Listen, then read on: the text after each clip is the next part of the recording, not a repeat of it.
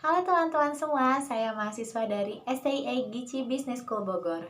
Di sini saya akan berbagi materi mengenai GCG atau Tata Kelola Perusahaan. Sebelumnya perkenalkan, nama saya Cindy Lestari dari kelas DA2 2018. GCG atau Good Corporate Governance adalah konsep untuk meningkatkan transparansi dan akuntabilitas dengan tujuan untuk menjamin agar tujuan perusahaan tercapai dengan penggunaan sumber daya seefisien mungkin. Selain itu, GCG juga diartikan sebagai segala cara upaya untuk mencari cara-cara terbaik dalam menjalankan perusahaan. Cara yang dimaksud harus memuat kebijakan-kebijakan dan peraturan-peraturan yang bisa digunakan untuk mengontrol manajemen. Kontrol manajemen dilakukan dengan jalan pengawasan yang diarahkan kepada perilaku manajer agar dapat dinilai apakah tindakannya bermanfaat bagi perusahaan atau bagi manajemen sendiri. Penerapan GCG dalam suatu perusahaan sendiri mempunyai tujuan-tujuan strategis. Tujuan tersebut meliputi yang pertama, untuk dapat mengembangkan dan meningkatkan nilai perusahaan. Yang kedua, untuk dapat mengelola sumber daya secara efektif dan efisien. Yang ketiga, untuk dapat meningkatkan disiplin dan tanggung jawab dari organ perusahaan demi menjaga kepentingan para shareholder dan stakeholder perusahaan.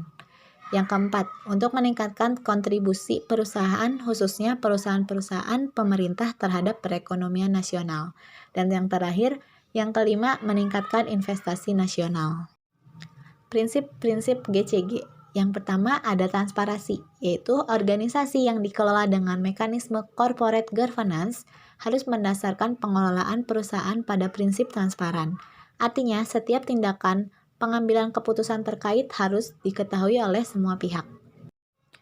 Yang kedua ada akuntabilitas. Akuntabilitas artinya mengelola perusahaan yang dilakukan manajemen harus seimbang. Semua pihak yang terkait harus terlibat dalam kegiatan pengelolaan perusahaan. Yang ketiga ada kewajaran. Dalam corporate governance dianut prinsip kewajaran yang di dalamnya memuat angka-angka akuntansi seperti dalam laporan keuangan perusahaan. Tanggung jawab. Tanggung jawab berarti segala tindakan dan keputusan yang diambil dalam rangka penentuan kebijakan perusahaan harus dapat dipertanggungjawabkan.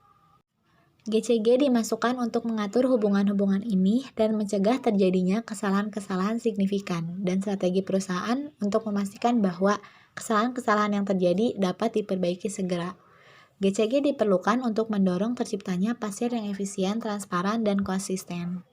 Nah, itu tadi materi mengenai GCG atau Tata Kelola Perusahaan dari saya. Semoga bermanfaat buat teman-teman semua. Terima kasih, terima kasih, terima kasih.